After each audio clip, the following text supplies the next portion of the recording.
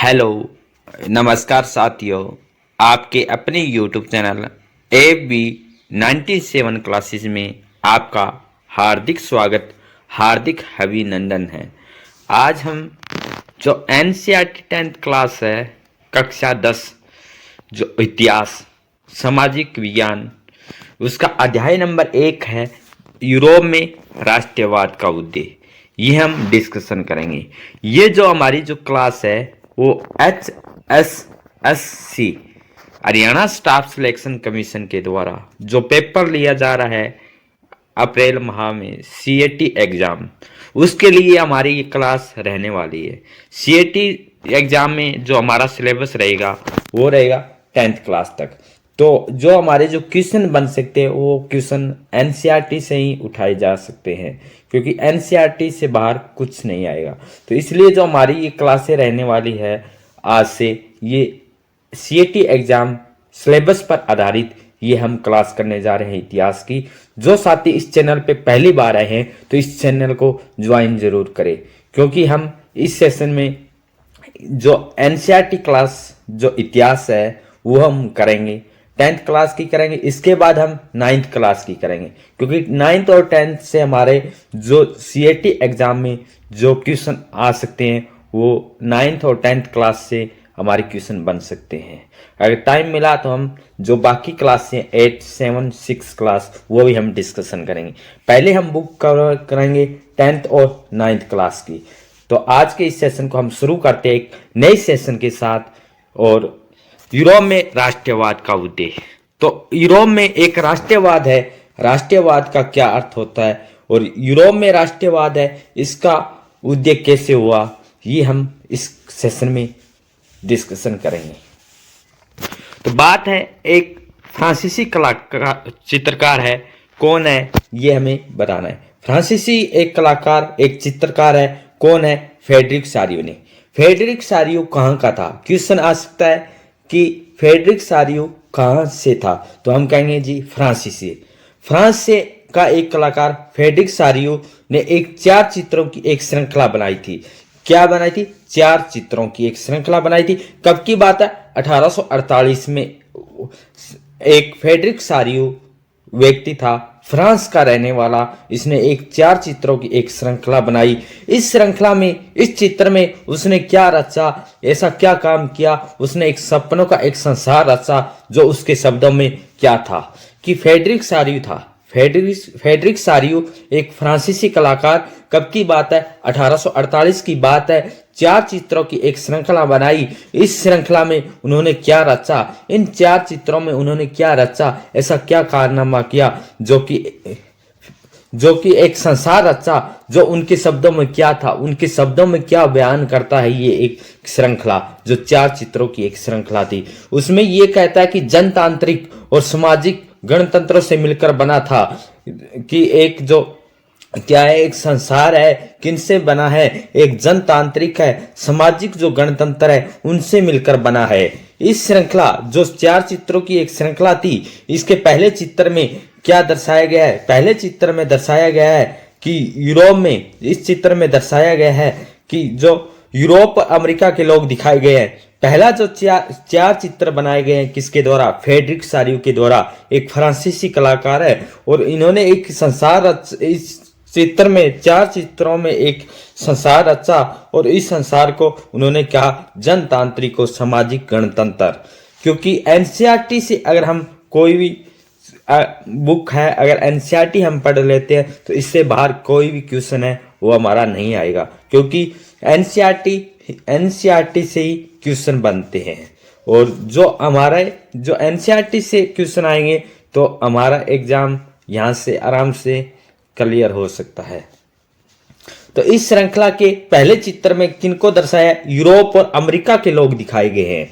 सभी उम्र, सामाजिक वर्ग के जो महिला और पुरुष है, स्त्री और पुरुष एक लंबी कतार में किसकी प्रतिमा लिए वंदना करते जा रहे? स्वतंत्रता की। जो फ्रेडरिक सारियो था, फ्रेडरिक सारियो ने 4 चित्रों की एक श्रृंखला बनाई। इस चित्र में पहले लोग में कौन है, यूरोप और अमेरिका के लोग दिखाए गए हैं, और जो क्या है सभी उम्र जो अंदाज के लोग हैं, और महिला और पुरुष भी है, एक लंबी कतार में एक प्रतिमा लिए वंदना कर रहे हैं। किसकी वंदना कर रहे हैं, एक स्वतंत्रता की, एक आजादी की, एक फ्रीडम की। आपको याद होगा कि फ्रांसीसी क्रांति के दौरान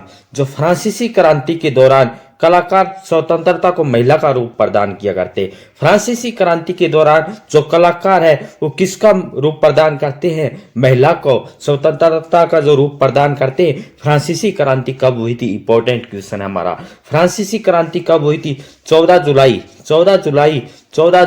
1789 को एक फ्रांस की क्रांति होती है, फ्रांसीसी क्रांति होती है। इसके दौरान कलाकार है उन्होंने महिलाओं का एक स्वतंत्रता के रूप में दिखाया गया, और एक मसाल को पहचान करते हैं जो उसके हाथ में, दूसरे में मनुष्य के अधिकारों का घोषणा पत्र है।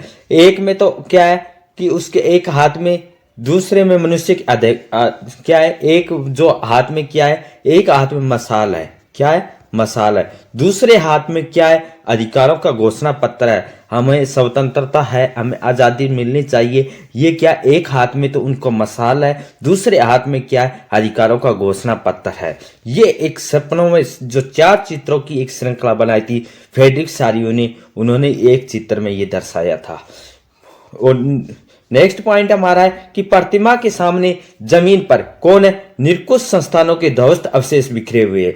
निरंकुश शासक है, उनके ध्वस्त खत्म हुए अवशेष बिखरे हुए हैं। सारियो की कल्पना आदर्श यूटोपिया में दुनिया के लोग अलग राष्ट्रों में समूह में बंटे हुए थे। क्वेश्चन आ सकता है कि निरंकुशवाद किसे कहते हैं, निरंकुशवाद की क्या परिभाषा है। ऐसा शासन, ऐसा राज्य में जहां शासन एक सैनिक या बल हथियारों या डरा धमका के जो शासन किया जाता है वहां निरंकुश शासक कहते हैं। ये हमारा इसका मतलब है कि सारियो है, फ्रेडरिक सारियो ने जो कल्पना आदर्श यूटोपिया में दुनिया के लोग अलग राष्ट्रों के समूह में बंटे हुए, जिनकी पहचान कपड़ों और राष्ट्रीय पोशाक से होता है। जो यूटोपिया के लोग हैं उनके जो पहचान है किनकी होती है, कपड़ों और राष्ट्रीय पोशाक से होती है। तो यहाँ हमारे क्या है कि जो इंपॉर्टेंट क्वेश्चन बन सकता है कि फ्रेडरिक सारियो है, जो फ्रेडरिक सारियो है वो कहाँ का है, ये हमारा क्वेश्चन बन सकता है यहाँ से। तो हम कहेंगे कहाँ से, फ्रांस से है। इसकी ये क्या भूमिका है, क्या है, ये एक कलाकार है, एक चित्रकार है। इसने कितनी श्रृंखला बनाई है, 4 चित्रों की एक श्रृंखला बनाई थी। इस श्रृंखला में क्या कहा था, जनतांत्रिक और सामाजिक गणतंत्र से, जनतांत्रिक और सामाजिक गणतंत्र से के रूप में इस चित्र में दर्शाया गया है।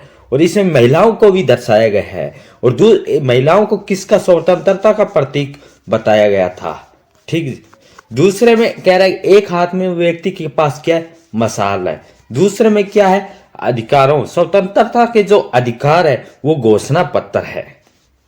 फिर हमने यहां से क्वेश्चन हमारा बन सकता है कि निरंकुशवाद शासन किसे कहते हैं। ऐसा शासन जिसमें राजतंत्र जो सैनिक बल के द्वारा चलाया जाता है उसे निरंकुश शासक कहते हैं। यूटोपिया में दुनिया के लोग अलग राष्ट्रों की पहचान है। स्वतंत्रता की मूर्ति से कहीं आगे इस जुलूस का नेतृत्व कर रहे संयुक्त राज्य अमेरिका, स्विट्जरलैंड एक राष्ट्र राज्य बन चुकी है। नेक्स्ट पॉइंट है हमारा, जर्मनी के जो लोग हैं काला, लाल और सुनहरा झंडा थामे हैं। दिलचस्प है कि इस समय सारियो ने एक छवि निर्मित की। सारियो कहाँ से, फ्रेडरिक सारियो एक फ्रांस का रहने वाला है, कि जर्मन लोग तब एक संयुक्त राष्ट्र का हिस्सा नहीं थे। वह झंडा थामे हुए 1848 की उदारवादी उम्मीदों की अभिव्यक्ति है, जिनमें अनेक जर्मन भाषी रियासतों के एक प्रजातांत्रिक संविधान के अंतर्गत एक राष्ट्र में गठित होने की चाहत थी। जर्मन लोगों के बाद ऑस्ट्रिया, 2 सिसिलियों की राजशाही, Lombardy, Poland, England, Ireland, Hungary और रूस के लोग थे। ऊपरी स्वर्ग में ईसा मसीह, संत फरिश्ते इस दृश्य पर अपनी नजर जमाए हुए। चित्रकार ने इनका इस्तेमाल दुनिया के राष्ट्र के भाईचारे के प्रतीक में रूप में किया है। हमारा जो इस इतना जो हमने पढ़ा है, यहाँ से हमारे जो क्वेश्चन बन सकते हैं, जो क्या है, एक फ्रेडरिक सारी के बारे में पूछा जा सकता है कि फ्रेडरिक सारी कौन थे। तो हमने डिस्कशन किया कि फ्रांस से थे, क्या थे, एक कलाकार और चित्रकार थे, ठीक। और दूसरा हमारा क्वेश्चन बन सकता है कि निरंकुशवाद किसे कहते हैं। तो ये हमने परिभाषा देखी, निरंकुशवाद ऐसा शासन जिसपे क्या है, निरंकुशवाद है, जो निरंकुशवाद है ऐसी सरकार या शासन व्यवस्था जिसकी सत्ता पर किसी प्रकार का कोई अंकुश नहीं होता, जिस पर किसी सत्ता पर किसी प्रकार का कोई अंकुश नहीं होता। इतिहास में ऐसे राजशाही सरकारों को निरंकुश सरकार कहा जाता है। अत्यंत केंद्रीकृत सैन्य बल पर आधारित और दमनकारी सरकारें होती हैं। कल्पना आदर्श यूटोपिया क्या है, एक ऐसी समाज की कल्पना जो इतना आदर्श है, एक ऐसे समाज की कल्पना करना जो इतना आदर्श है कि ऐसा साकार होना लगभग असंभव होता है। क्या साकार होना तो असंभव होता है, उससे क्या कहेंगे कि कल्पना आदर्श या यूटोपिया, ऐसी समाज की कल्पना करना जो संभव नहीं है, साकार होना लगभग असंभव, कोई संभावना नहीं है, उससे क्या कहेंगे कि हम कल्पना कर सकते हैं। तो हमारा जो पॉइंट यहाँ पे था कि इस अध्याय में ऐसे कई विषय उठाए जाएंगे कि जो काल्पनिक अभिव्यक्ति सारियों ने चित्र एक में की गई थी, जो 4 चित्र बनाए थे उसमें से एक हम चित्र में दर्शाए गए हैं। 19वीं सदी के दौरान, 19वीं शताब्दी के दौरान राष्ट्रवाद एक ऐसी ताकत बनकर उभर कर जिसने यूरोप के राजनीतिक और मानसिक जगत में भारी परिवर्तन ला दिया। कि 19वीं शताब्दी में कब की बात है, 19वीं शताब्दी के दौरान राष्ट्रवाद ने एक ऐसी ताकत बनकर उभर कर आया। राष्ट्रवाद क्या आया, एक ऐसी ताकत उभर कर आया, एक ऐसी ताकत है जो शक्तिशाली बनकर आया जिसने यूरोप के राजनीतिक और मानसिक जगत में भारी परिवर्तन कर दिया। यूरोप के राजनीतिक और मानसिक जगत में भारी परिवर्तन एक किसने किया, एक राष्ट्रवाद ने। कब किया, 19वीं शताब्दी में किया था। कब किया था, 19वीं शताब्दी में किया था। जो राजनीतिक और मानसिक परिवर्तन से यूरोप के बहुराष्ट्रीय वंशीय साम्राज्यों के स्थान पर राष्ट्र राज्य का उदय हुआ था। जो वंशीय मतलब यहाँ कहने का अभिप्राय है जो अपनी जन्म दर पीढ़ी से जो चला रहा है वंश, जो शासन चला रहा है, निरंकुशवाद है, या जो पैतृक जो जन्म वाइज जो है वंशीय से चला आ रहा है, उसको खत्म करके किसका निर्माण किया गया था, एक राष्ट्र राज्य का उदय हुआ था। कब हुआ था, 19वीं शताब्दी। कहां की बात है, यूरोप में। तो ये हमारे यहां से क्वेश्चन बन सकता है कि यूरोप में राष्ट्रवाद का है कब, 19वीं शताब्दी के दौरान।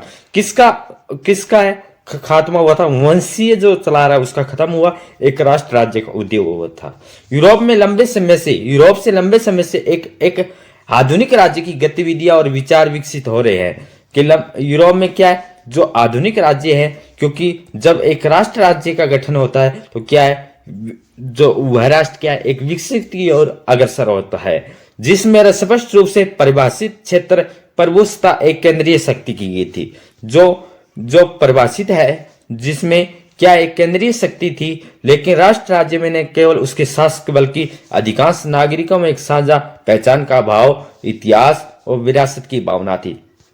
कि एक राष्ट्र राज्य का निर्माण हुआ तो जबकि वहां शासक नहीं, अधिकांश नागरिकों में एक साझा पहचान का भाव हुआ। अधिकांश जो वहां के नागरिक थे उनके आपस में साझा है पहचान का भाव हुआ, साझा इतिहास हुआ और विरासत की जो है वो भावना उत्पन्न हुई। और साझेपन की ये भावना अनंत काल से नहीं थी। जो भाईचारा है वो कह रहा है कि पुराने लगातार टाइम से नहीं थी।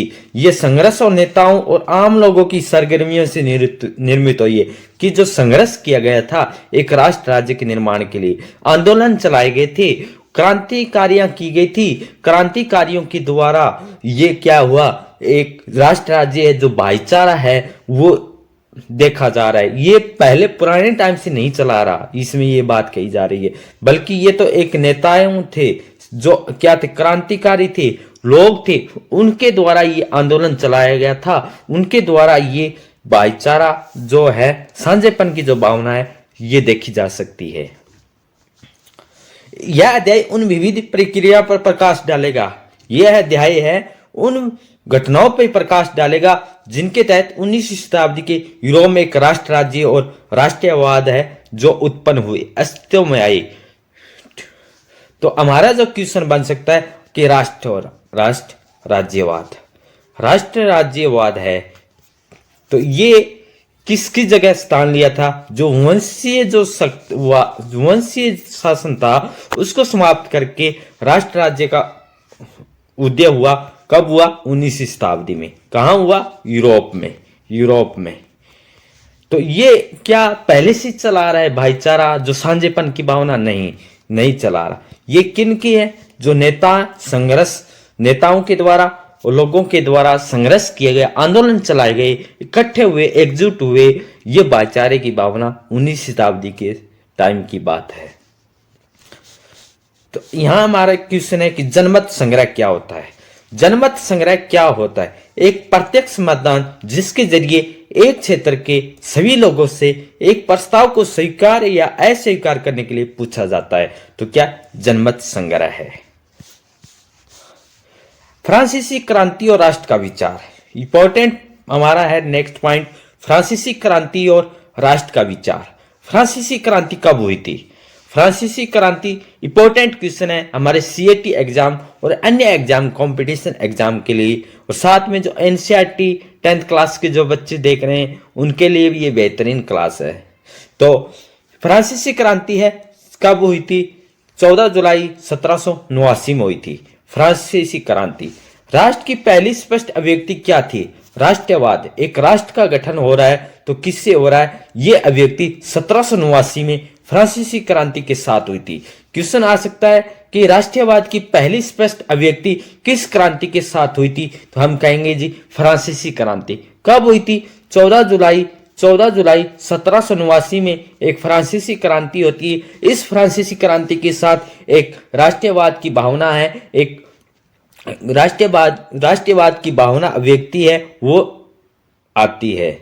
तो कब आती है? 1789 में। जैसे कि आपको याद होगा 1789 में फ्रांस एक ऐसा राज्य था। 1789 में क्या फ्रांस कैसा राज्य था? जिसके संपूर्ण भूभाग पर एक निरंकुश राजा का आधिपत्य था। कि निरंकुशवाद हमने देखा कि निरंकुशवाद क्या होता है। निरंकुशवाद क्या होता है? जहां पर एक ऐसा शासन, ऐसी सत्ता जिसपे क्या है, सैनिक बल या उनके द्वारा डरा धमका के एक शासन किया जाता है एक राजा के द्वारा, उससे निरंकुशवाद कहते हैं। निरंकुशवाद 1789 में फ्रांस में था। 1789 जो क्रांति होती है फ्रांसीसी क्रांति, उससे पहले फ्रांस में शासन कैसा था? निरंकुश शासक था। एक ऐसे राज्य का शासन जो शक्तिशाली सैनिकों के बल पर वहां पर शासन करता था। फ्रांसीसी क्रांति से जो राजनीतिक और संवैधानिक बदलाव हुए, राजनीतिक में भी परिवर्तन हुआ, जो संविधान है उनके नियम कानून में भी बदलाव हुआ, उनसे प्रभुसत्ता राजतंत्र से निकलकर जो सत्ता है, जो सत्ता की डोर है, वो एक राजतंत्र से निकलकर, एक निरंकुश शासक से निकलकर, एक ऐसे शासन जहां सैनिक बल के होता था, उससे निकलकर फ्रांसीसी नागरिकों के समूह में हस्तांतरित होगी। कि वहां की जो सत्ता है एक राजतंत्र से निकलकर नागरिकों के समूह में हाथों में आ गई, हस्तांतरित बदल गई। कब की? 1789 से, फ्रांस की क्रांति के बाद। इस क्रांति ने, जो फ्रांसीसी क्रांतिकारियों ने घोषणा की कि अब लोगों के द्वारा राष्ट्र का गठन होगा। कहां के लोगों ने? फ्रांस के लोगों ने। फ्रांसीसी क्रांति, वहां के लोगों ने क्या घोषणा की कि एक राष्ट्र का गठन होगा। वो नीति तय करेंगे। कौन नियति करेंगे? वहां के लोग जो इस राष्ट्रवाद के एक जो राष्ट्र है उसकी नीति तय करेंगे। ये हमने देखा। तो यहां से हमारे जो क्वेश्चन बन सकते हैं सीएटी एग्जाम के, राष्ट्रवाद की पहली अभिव्यक्ति किस क्रांति से शुरू हुई थी? तो हम कहेंगे जी 1789 फ्रांसीसी क्रांति से हुई थी। फ्रांसीसी क्रांति तारीख सहित हमें याद रखना पड़ सकता है, 14 जुलाई 1789 में हुई थी। कब हुई थी? 14 जुलाई 1789 में हुई थी। निरंकुशवाद किसे कहते हैं? एक ऐसा शासन जहां सैनिक बल के द्वारा किया जाता है, जहां पर अंकुश नहीं लगाया जा सकता, तो वो क्या? निरंकुशवाद शासन है। कहेंगे कि फ्रांस में निरंकुश राज्य का आधिपत्य क्षेत्र से लोगों के हाथों में एक जनतंत्र में आया, तो वो किस क्रांति के बाद आया था? 1789 में।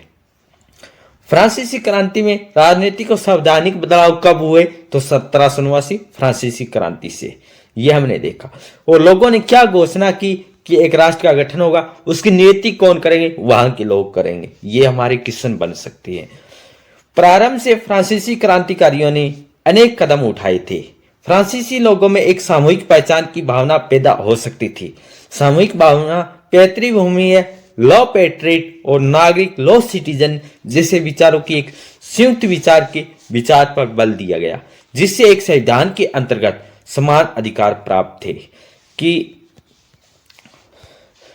और एक समुदाय के विचार पर बल दिया गया था। एक संयुक्त समुदाय, इकट्ठा समुदाय के विचार पर बल भी दिया गया था और एक संविधान के अंतर्गत समान अधिकार प्राप्त थे। अर्थात एक नया फ्रांसीसी झंडा तिरंगा चुना गया था। नया फ्रांसीसी झंडा तिरंगा है वो चुना गया था जो पहले के राष्ट्रीय ध्वज की जगह ले ली थी। स्टेट जनरल का चुनाव सक्रिय नागरिकों के समूह के द्वारा किया गया था।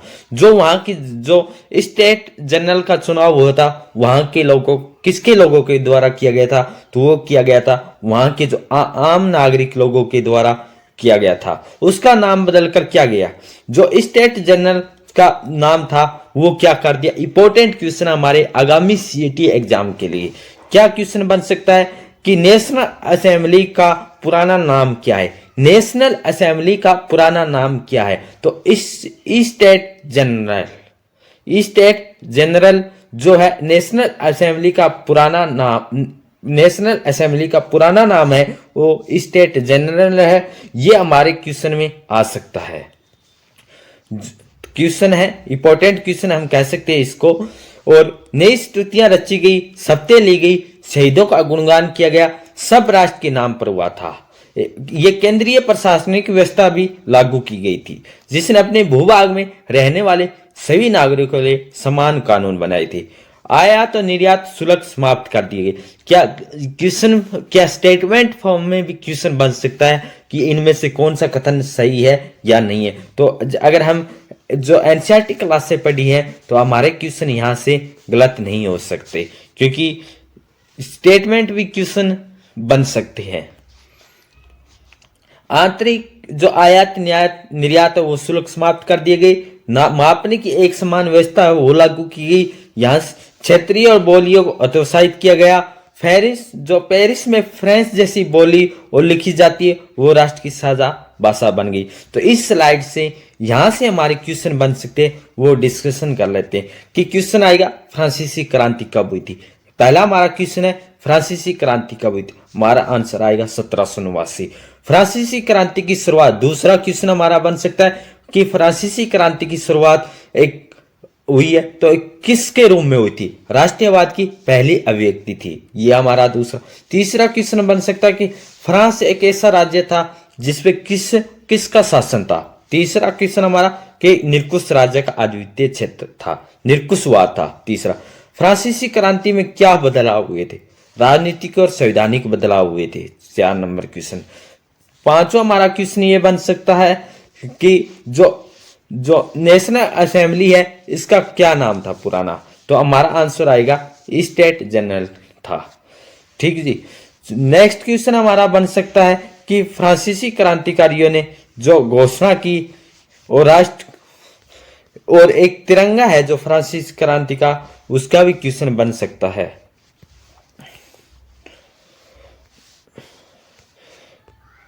तो हमारे जो 6 क्वेश्चन वहां से बन सकते थे। क्रांतिकारियों ने क्या घोषणा की कि फ्रांसीसी राष्ट्र का भाग्य और लक्ष्य है कि यूरोप के लोगों को निरंकुश शासकों से मुक्त कराएं। इंपॉर्टेंट लाइन हमारी, क्रांतिकारियों ने क्या घोषणा की कि फ्रांसीसी राष्ट्र का भाग्य और लक्ष्य है वो यूरोप के लोगों के निरंकुश शासकों से मुक्त कराएं। दूसरे शब्दों में, फ्रांस यूरोप के अन्य लोगों को राष्ट्रों में गठित होने में मदद देगा। जब फ्रांस की घटनाओं की खबर यूरोप के विभिन्न शहरों में पहुंची तो छात्र, शिक्षित मध्यम वर्ग की अन्य सदस्य जैकोबिन क्लबों की स्थापना करने लगे। इंपॉर्टेंट क्वेश्चन है, जब यूरोप की जो है फ्रांस में यूरोप के अन्य लोगों के पास ये बात पहुंचने लगी एक राष्ट्रीयवाद का उदय हो रहा है, तो वहां के लोग विद्यार्थियों ने कौन से क्लब की स्थापना की थी? जैकोबिन क्लब की स्थापना की थी। हमारा एक एग्जाम सीएटी एग्जाम है, उसमें ये क्वेश्चन इंपॉर्टेंट बन सकता है। उसकी गतिविधियों और अभियानों ने उन फ्रेंच सेनाओं के लिए रास्ता तैयार किया। 1790 के दशक में हॉलैंड, बेल्जियम, स्विट्जरलैंड और इटली के बड़े इलाकों में घुसी थी।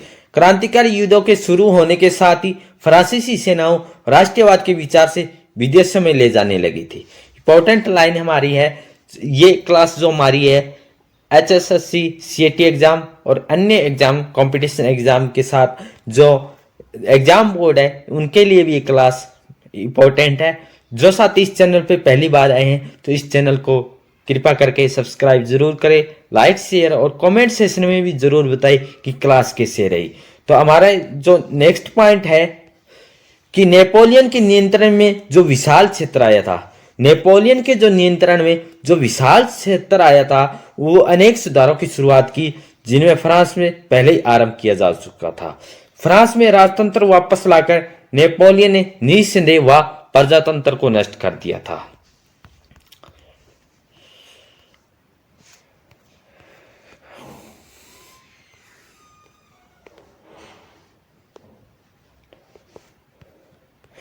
मगर प्रशासनिक क्षेत्र में उसने क्रांतिकारी सिद्धांतों का समावेश किया ताकि पूरी व्यवस्था अंतर्गत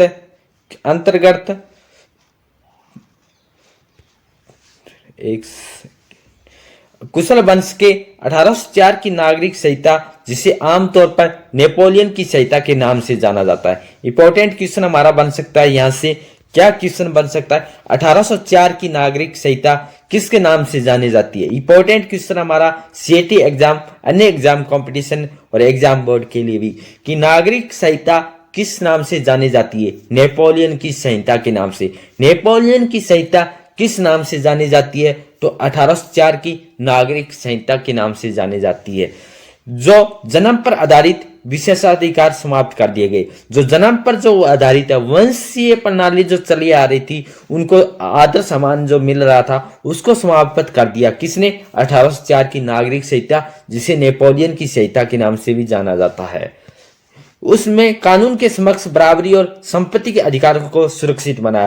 क्वेश्चन आ सकता है 1804 की नागरिक संहिता, जिसे नेपोलियन की संहिता के नाम से जाना जाता है, इसने किसको समाप्त किया? जन्म पर आधारित। और उसने क्या कानून बनाए? सभी को समक्ष बराबरी हो, कानून है सबके लिए समान हो, किसी के साथ भेदभाव नहीं किया जाए।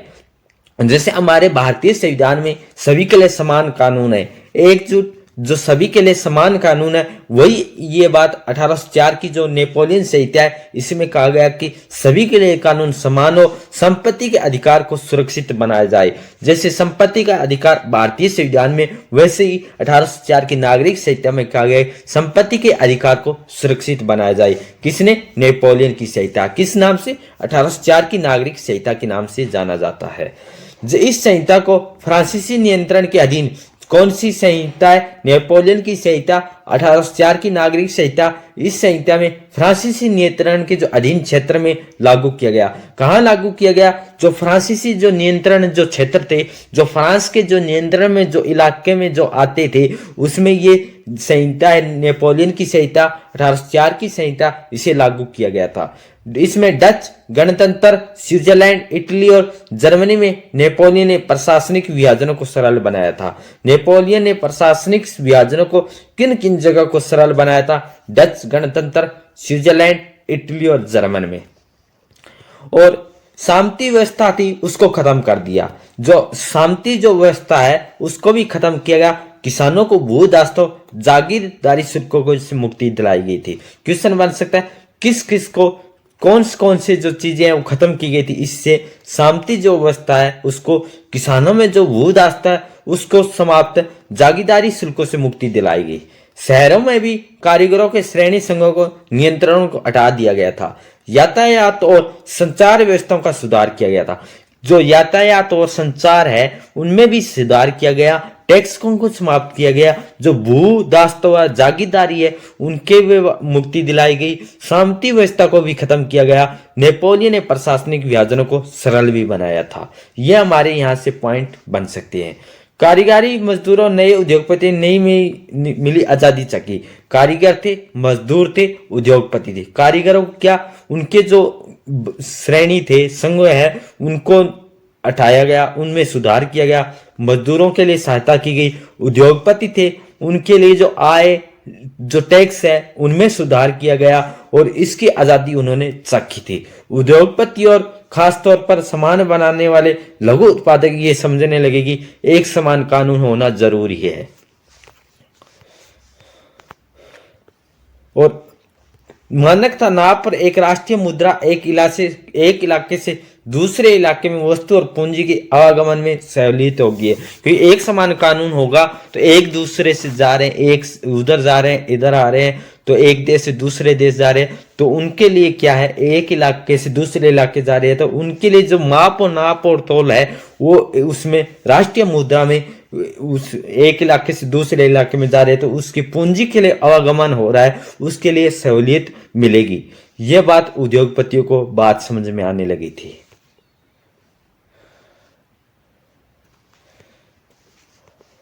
लेकिन जीतते हुए इलाकों में स्थानीय लोगों की फ्रांसीसी शासन के प्रति मिलीजुली प्रतिक्रिया थी। शुरुआत में अनेक स्थानों जैसे ओलैंड और स्विट्जरलैंड और कई शहर जैसे ब्रसेल्स, मेज, मिलान और वार्सा फ्रांसीसी सेनाओं का स्वतंत्रता का तोहफा देने वाले एक तरह स्वागत किया गया था, मगर यह शुरुआती उत्साह शीघ्र ही दुश्मनी में बदल गया था। यह साफ होने लगा नई प्रशासनिक व्यवस्थाएं राजनीतिक स्वतंत्रताएं के अनुरूप नहीं थी। बड़े हुए कर, सेंसरशिप, बाकी यूरोप को जीतने के लिए फ्रेंच सेना में जबरन भर्ती से ये नुकसान प्रशासनिक परिवर्तनों के लिए फायदे से कहीं ज्यादा नजर आने लगा था। यूरोप में राष्ट्रवाद का निर्माण कैसे हुआ?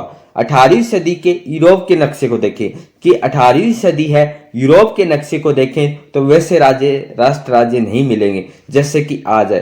कि जो यूरोप का नक्शा देखें, अगर यूरोप का नक्शा अभी देखें तो आज जो राष्ट्र राज्य वैसा नहीं था, ये बात कह रहे हैं। पीछे का जो देखेंगे हम नक्शा और आज का नक्शा देखेंगे उसमें बहुत अंतर है।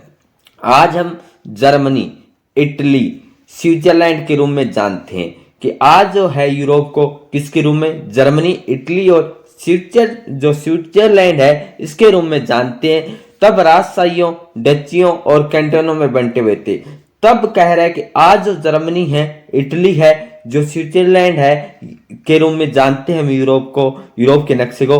और उस समय जब 18वीं सदी के यूरोप के नक्शे को देखें और आज के नक्शे को देखें तो उसमें अंतर था। पीछे का जो नक्शा था उसमें क्या मिलेंगे, राजशाहियों और डचियों और कैंटोनों में ये क्षेत्र बंटे हुए थे जिनके शासकों में स्वायत्त क्षेत्र थे। पूर्वी और मध्य यूरोप निरंकुश राजतंत्रों के अधीन थे। पूर्वी और मध्य यूरोप किसके अधीन थे, जो निरंकुश राजतंत्र था। निरंकुशवाद राजतंत्र कैसा होता है, ऐसी सत्ता जिसपे कोई अंकुश नहीं होता है, सैनिक बल के जो वहां शासन किया जाता है राजा के द्वारा, वो होता है निरंकुश राजतंत्र। पूर्वी और मध्य यूरोप है निरंकुश राजतंत्र के अधीन था और इलाकों में तरह तरह के लोग रहते थे। अपने आप को एक सामूहिक पहचान या किसी समान संस्कृति का भागीदार नहीं बनते थे। कि कह रहे हैं कि इसमें कि जो हमारे वो जो लोग हैं वो सामूहिक पहचान, अपनी पहचान है, किसी समान संस्कृति का भागीदार है वो नहीं मानते थे। अक्सर वे अलग भाषाएं बोलते थे। भाषाएं उनकी क्या थी, अलग अलग थी। संस्कृति है उनकी, उसको वो भागीदार है उसमें हिस्सा नहीं लेते। सामूहिक पहचान, अपनी पहचान है वो नहीं बना पा रहे थे। विभिन्न जातीय समूह के सदस्य थे, अलग अलग भाषाएं बोलते थे, अलग अलग जातीय हैं वो समूह थे, सदस्य थे। उदाहरण के तौर पर अगर हम देखें, अगर उदाहरण के तौर पर हम देखते हैं तो ऑस्ट्रिया हंगरी पर शासन करने वाला ऑस्ट्रिया हंगरी पर शासन करने वाला हैब्सबर्ग साम्राज्य कई अलग अलग क्षेत्रों और जनसमूह को जोड़कर बना था। कि जो हैब्सबर्ग है साम्राज्य है जो ऑस्ट्रिया हंगरी पर शासन कर रहा था, उसमें अलग अलग क्षेत्र थे और एक जनसमूह को जोड़कर क्या एक जनसमूह को जोड़कर बना था। कि ऑस्ट्रिया किस पे हंगरी पे शासन करने वाला एक हैब्सबर्ग साम्राज्य था। हैब्सबर्ग साम्राज्य कई समाज जो जन समूह है उनको मिलाकर एक एक हैब्सबर्ग है वो बनाया गया था, साम्राज्य बनाया गया था। इसमें क्या थे, जो हैब्सबर्ग साम्राज्य है इसमें क्या थे, एल्प्स के टिरोल, जो एल्प्स है, एल्प्स के टिरोल, ऑस्ट्रिया और सुडेनलैंड जैसे इलाकों के साथ साथ बोहेमिया भी शामिल था। कि जो एल्प्स के टिरोल में है जो हैब्सबर्ग साम्राज्य है, इसमें कौन कौन से जो जो ये हमारे समूह थे, इलाके थे वो शामिल थे। तो एल्प्स के टिरोल, ऑस्ट्रिया और सुडेनलैंड जैसे इलाके हैं, बोहेमिया भी शामिल था इसमें। जहाँ की कुलीन वर्ग में, जो कुलीन वर्ग है, कुलीन वर्ग में जर्मन भाषा बोलने वाला ज्यादा थे। तो क्वेश्चन आ सकता है कुलीन वर्ग है इसमें कौन सी भाषा बोलने वाले ज्यादा थे, तो जर्मन भाषा। जो हैब्सबर्ग साम्राज्य किन किन इलाकों से जोड़कर बना था, तो किन से आएगा, एल्प्स के टिरोल, ऑस्ट्रिया या सुडेनलैंड जैसे, और बोहेमिया भी शामिल था। और कुलीन वर्ग कौन सी भाषा बोलते थे, जर्मन भाषा से ज्यादा बोलते थे। हैब्सबर्ग है साम्राज्य में लोम्बार्डी और वेनेशिया जैसे इतालवी भाषा भी प्रांत भी शामिल थे। क्या हैब्सबर्ग साम्राज्य जिनसे ऑस्ट्रिया अंग्रेज प्रशासन करने वाला एक समूह छोटे छोटे इलाकों से मिलकर बना था। और इसमें ज्यादा जो भाषा बोलने वाले थे वो कौन से थे, जर्मन भाषा थे। और सुडेनलैंड और ऑस्ट्रिया टिरोल और एल्प्स जैसे बोहेमिया भी शामिल था। ये बात हमारी हुई। और हैब्सबर्ग साम्राज्य में कौन सी भाषा के प्रांत के भी शामिल थे, इतालवी जो है वो इटली भाषा के वो भी शामिल थे। हंगरी में आधे लोग कौन सी भाषा बोलते थे, हंगरी में जो आधे से ज्यादा लोग भाषा बोलते थे वो मैग्यार भाषा बोलते थे। बाकी लोग विभिन्न बोलियों का इस्तेमाल करते थे। तो हमारे यहाँ से मोटा मोटा जो क्वेश्चन बन सकता है, देख ये जो हमारी क्लास है सीएटी एग्जाम के साथ साथ जो हरियाणा स्टाफ सिलेक्शन के द्वारा कॉमन एलिजिबल टेस्ट जो लिया जा रहा है, ये इसके साथ साथ भी हमारे जो एग्जाम बोर्ड है उनके लिए भी ये क्लास, अन्य जो एग्जाम है उनके लिए भी हमारी क्लास इंपॉर्टेंट रहने वाली है। जो साथी इस चैनल पे पहली बार आए हैं तो इस चैनल को सब्सक्राइब जरूर करें। लाइक शेयर, एक लाइक आपका नेक्स्ट वीडियो के लिए प्रेरित करता है।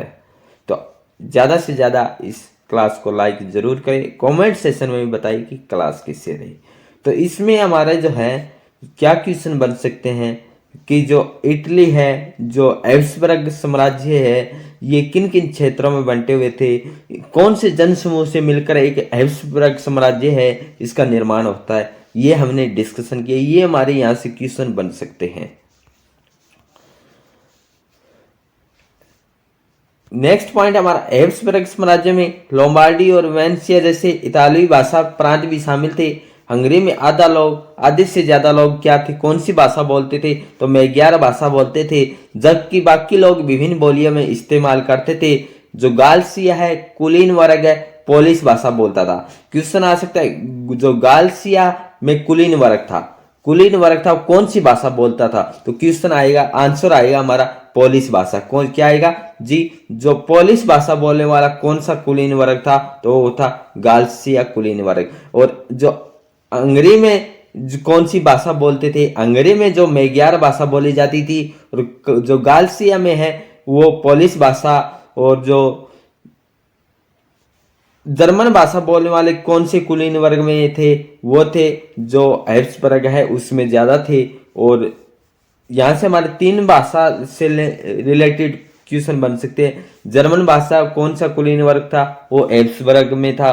और जो गालसिया है उसमें कौन सी है, पोलिश भाषा है। मैग्यार भाषा हंगरी के लोग बोलते थे। 3 क्वेश्चन हमारी भाषा से रिलेटेड है, ये क्वेश्चन आ सकते हैं। प्रभावशाली समूह के अलावा हैब्सबर्ग साम्राज्य की सीमा रेखा के भीतर भारी संख्या में खेती करने वाले लोग अधीन अवस्था में रहते थे। जैसे उत्तर में है जो हैब्सबर्ग साम्राज्य है उसके उत्तर में है कौन सा है, बोहेमियन और स्लोवाक था। जो उत्तर में है, उत्तर में कौन से है, बोहेमियन और स्लोवाक। और कॉर्नियोला और स्लोवेन्स दक्षिण में कौन से थे, दक्षिण में अगर बात करें, उत्तर में हमने देखा जो कौन से थे वो थे बोहेमियन, स्लोवाक, कॉर्नियोला और स्लोवेन्स, ये उत्तर के थे जो इनके पास पास लग रहे थे।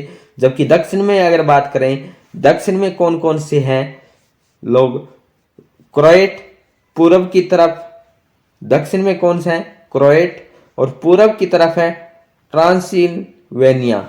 जो ट्रांसिल्वेनिया है वो का पूर्व की तरफ है, और रोमन लोग भी थे। ऐसा फर्क राजनीतिक एकता को आसानी से बढ़ावा देने वाला नहीं था। ऐसा फर्क क्या है, एक राजनीतिक जो एकता है उसको बढ़ावा देने वाला नहीं था। इस तरह के समूह को आपस में बांधने वाला तत्व केवल सम्राट के प्रति सबकी निष्ठा थी। कि जो हैब्सबर्ग साम्राज्य था, इसकी सीमाएं रेखा भीतर संख्या में खेती करने वाले लोग अधीन अवस्था में रहते थे। कि कौन सी अवस्था थी, तो बात करें हम उत्तर की तरफ, उत्तर की तरफ इसमें हैब्सबर्ग में कौन थे, वो था बोहेमियन, स्लोवाक, कॉर्निवाला, स्लोवेन्स। अगर बात करें दक्षिण में है तो वो था क्रोएट। वो पूर्व की तरफ कौन सा था, पूर्व की तरफ ट्रांसिल्वेनिया, जिसमें कौन से लोग रह रहे हैं, रोमन लोग रह रहे हैं। और ये क्या है कि कह रहे हैं कि जो राजनीतिक एकता को बढ़ावा नहीं देने वाले, क्योंकि तरह तरह के समूह को आपस में बांधने वाला तत्व कौन होता है, केवल सम्राट के प्रति सबकी निष्ठा होती है। राष्ट्रवाद और राज्य का विचार कैसे उभरा, तो इनसे कुछ हमारे महत्वपूर्ण तिथियां हैं वो हम डिस्कशन करते हैं। दिनांक जो 1797 है, नेपोलियन का इटली पर हमला। नेपोलियन ने इटली पर कब हमला किया था, वो किया था 1797। इंपॉर्टेंट हमारी तारीख है कि नेपोलियन ने इटली पर हमला कब किया, नेपोलियन युद्धों की शुरुआत कब हुई, तो 1797। इंपॉर्टेंट तारीख हमारी है दूसरी 1814 और 15, नेपोलियन का पतन। नेपोलियन का जो पतन है वो कब हुआ, नेपोलियन ने इटली पर आक्रमण किया था, वो किया था 1797। कब किया था जी, 1797। और नेपोलियन का पतन कब हुआ, ये हुआ था 1814 और 15 में। एक संधि होती है, इंपॉर्टेंट संधि हमारी है कि वियना शांति संधि कब हुई थी। वियना शांति संधि में हमारा आंसर आएगा 1815। 1815 किससे संबंधित ये संधि थी, इससे कौन सा व्यक्ति जुड़ा था, वो जुड़ा था मेटरनिख। मेटरनिख है वो इससे जुड़ा था। और कौन सी संधि होती है, 1815 की संधि वियना शांति संधि के जाना जाता है। और नेपोलियन का अंत हुआ है, पतन हुआ है, वो 1814-15 में हुआ है। नेपोलियन ने जो आक्रमण किया था इटली पर, वो कब किया था, 1797 में किया था। ये हमारी 2 तारीख है, इंपॉर्टेंट है। यूनानी स्वतंत्रता के लिए संघर्ष प्रारंभ कब हुआ था, वो था 1821। किसके लिए, यूनान के लिए। और 1848 की बात करें कि फ्रांस में क्रांति है। फ्रांस में एक क्रांति 1848 से शुरू होती है। आर्थिक परेशानियों से ग्रस्त कारीगर, औद्योगिक मजदूर और किसानों की बगावत, मध्यम वर्ग, संविधान और प्रतिनिधात्मक सरकार के गठन की मांग करता है। फ्रांस में क्रांति 1848 से शुरू होती है, परंतु जो ये इसमें प्रतिनिधात्मक सरकार के गठन की मांग, किसानों की बगावत, मध्यम वर्ग, औद्योगिक मजदूर और आर्थिक परेशानियों से ग्रस्त, इन्होंने क्या किया, एक सरकार के गठन की मांग की। और इतालवी, जर्मन, मैग्यार, पोलिश, चेक आदि राष्ट्र राज्य की मांग करते हैं 1848 में। और इटली का एकीकरण कब होता है, इंपॉर्टेंट है, 1859 से 1870 के बीच में इटली का एकीकरण का निर्माण शुरू होता है। जर्मनी का जो एकीकरण है 1866 से 1871 के बीच में, इनके जो ये अपना जर्मनी के लिए एकीकरण के लिए। और 1905 में हैब्सबर्ग और ऑटोमन साम्राज्य में स्लाव राष्ट्रवाद मजबूत होता है। हैब्सबर्ग और ऑटोमन साम्राज्य में स्लाव राष्ट्रवाद मजबूत होता है। अब हमारा नेक्स्ट पॉइंट है कि कुलीन वर्ग और नया मध्यम वर्ग। कुलीन वर्ग और नया मध्यम वर्ग। पिछले हमने देखा यूरोप में राष्ट्रवाद का उदय है किस प्रकार हुआ, जैसे हमने देखा कि कौन से हमारे जो उस वहाँ से क्वेश्चन बन सकते हैं कि भाषा से रिलेटेड कौन सी साइड में कौन सा क्षेत्र है उसमें भाषा बोली जाती है, ये हमारे क्वेश्चन बन सकते हैं। और यूरोप से संबंधित जो हमने देखा, जो उत्तर में है, दक्षिण में है, पूर्व पश्चिम में कौन से क्षेत्र है, वहां से हमारे क्वेश्चन बन सकते थे। कुलीन वर्ग और नया मध्यम वर्ग।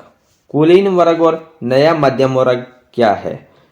सामाजिक और राजनीतिक रूप से जमीन का मालिक कुलीन वर्ग यूरोपीय महाद्वीप का सबसे प्रभुत्वशाली वर्ग था। क्वेश्चन आ सकता है हमारा एक पॉइंट के तौर पे, एक ऑब्जेक्टिव टाइप में भी आ सकता है और कंपटीशन एग्जाम बोर्ड के साथ भी। सामाजिक और राजनीतिक रूप से जमीन का मालिक कौन सा वर्ग महाद्वीपीय का सबसे शक्तिशाली प्रभुत्वशाली वर्ग था? तो आएगा कुलीन वर्ग यूरोपीय महाद्वीप। यूरोपीय जो महाद्वीप का सबसे प्रभुत्वशाली वर्ग कुलीन वर्ग था। इस वर्ग के सदस्य एक साझा जीवन शैली से बंधे हुए थे। कुलीन वर्ग है एक यूरोपीय महाद्वीप का सबसे प्रभुत्वशाली वर्ग था, सामाजिक और राजनीतिक रूप से जमीन का। और इस वर्ग के जो कुलीन वर्ग के एक सदस्य एक साझा जीवन शैली से बंधे हुए थे, जो क्षेत्रीय विभाजनों के आर पार व्याप्त थे। कि सामाजिक और राजनीतिक रूप से जमीन का जो मालिक कुलीन वर्ग था, ये यूरोपीय महाद्वीप का सबसे अधिक शक्तिशाली था। इस कुलीन वर्ग के सदस्य एक साझा जीवन शैली से बंधे हुए थे। कौन से जीवन? साझा जीवन शैली से बंधे हुए थे, जो क्षेत्रीय विभाजनों के आर पार व्याप्त थे।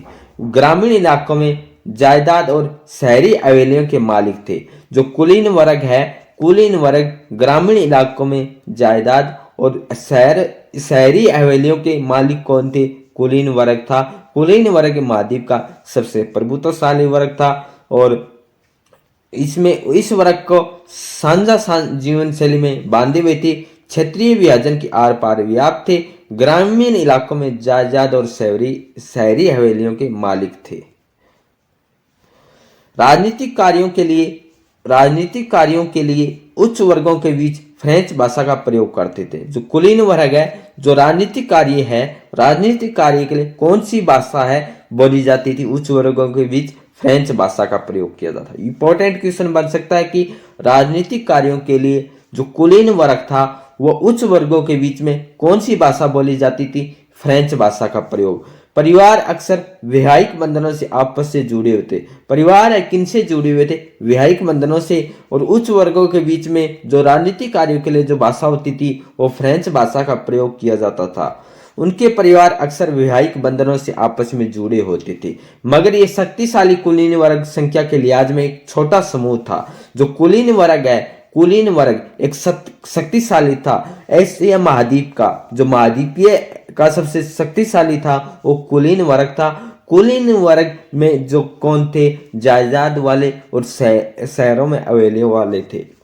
अगर ज्यादा जो अमीर व्यक्ति है, वो एक छोटा समूह होता है। ये भी हमें ध्यान रख सकते हैं कि एक छोटा समूह है, सबसे ज्यादा अमीर होता है। तो इसीलिए कह रहे हैं जो कुलीन वर्ग है ना, कुलीन वर्ग ये संख्या के लिहाज से एक छोटा समूह था। कौन सा? कुलीन वर्ग। जनसंख्या के अधिकांश लोग कौन थे?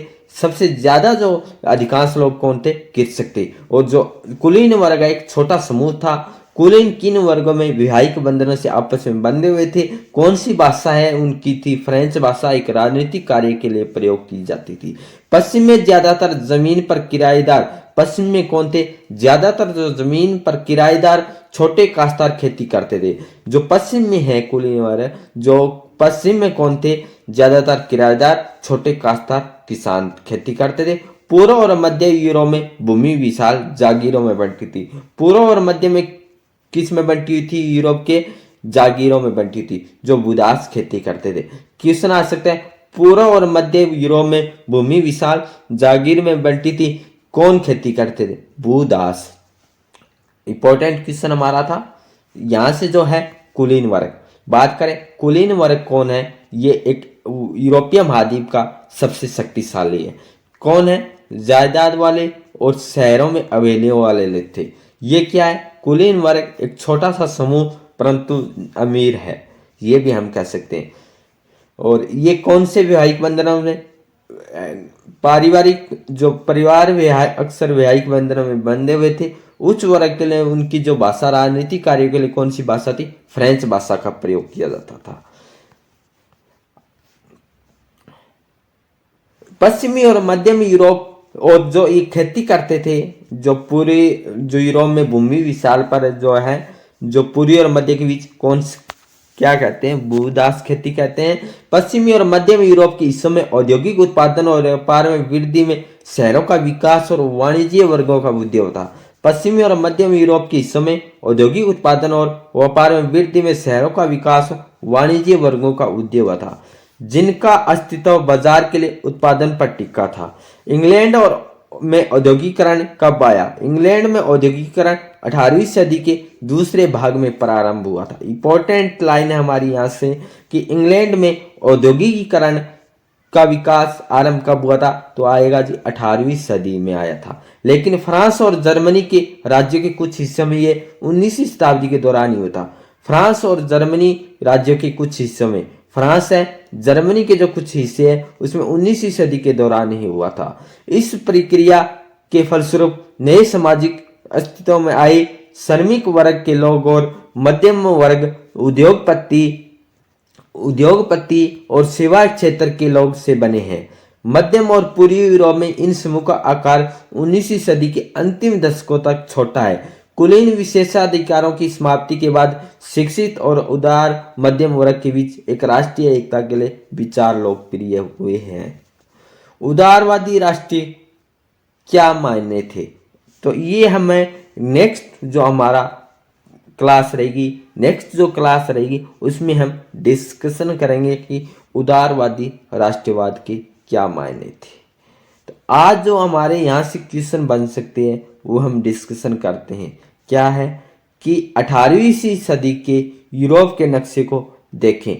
तो यहाँ से जो क्वेश्चन हमारा बंटेगा कि किन किन क्षेत्रों में जो यूरोप पहले बंटा हुआ था, राजशाही, डची और कैंटेनो। आज क्या है? जर्मन, इटली और स्विट्जरलैंड।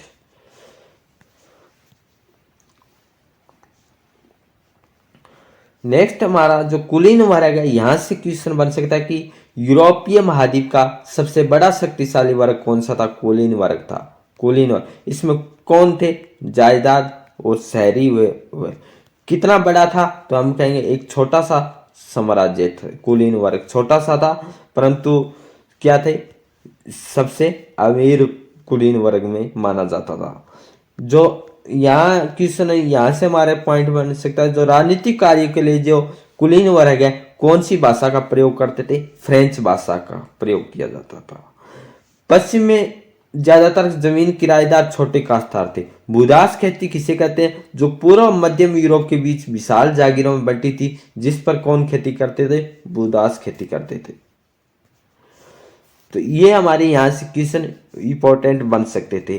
तो आज हमने जो यूरोप में राष्ट्रीयवाद का उदय था, यूरोप में राष्ट्रीयवाद का उदय, ये इसके जो क्षेत्र थे, कौन सा वर्ग है, वो हमने डिस्कशन किया। नेक्स्ट क्लास में उदारवादी राष्ट्र के बारे में हम डिस्कशन करेंगे। आज के इस सेशन को हम यहीं विराम करते हैं। मिलते हैं नए नेक्स्ट टॉपिक उदारवादी राष्ट्र के बारे में। क्लास कैसे रही कमेंट सेशन में जरूर बताएं। जो साथी आज इस YouTube पे पहली बार आए हैं तो इस चैनल को सब्सक्राइब जरूर करें, क्योंकि हमारे CAT एग्जाम जो NCERT क्लास हैं वो हम डिस्कशन करेंगे। आज के इस सेशन को समाप्त करते हैं। Thank you all of you. जय हिंद, जय भारत, जय हरियाणा।